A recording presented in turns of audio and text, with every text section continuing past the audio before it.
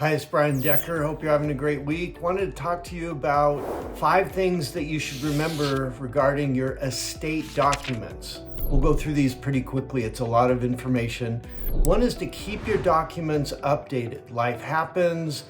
With your estate documents, you've got to update things such as divorce, death, remarriage, beneficiary changes. Those changes need to be updated when they happen in your estate documents. Next is addressing digital assets, things like photographs, emails that are important.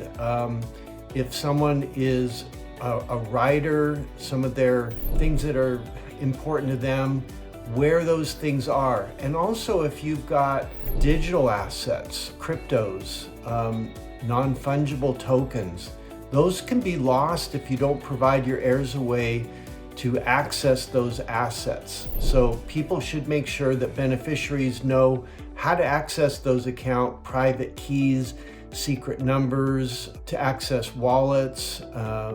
One caveat, and this is very important, the private keys and sensitive information shouldn't be included in a will, because a will goes public through the probate process and that puts all those assets at risk.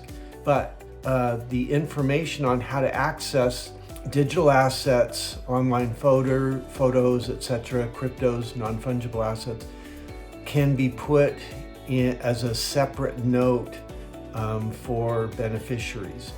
Number 3, assign personal property in advance.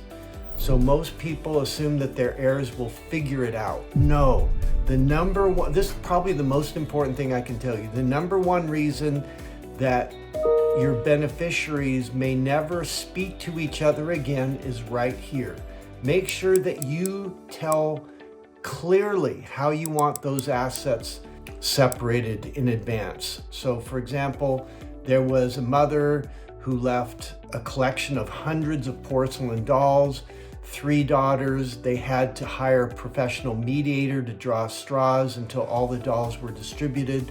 Had the mothers made a personal property list before she died, that could have been avoided.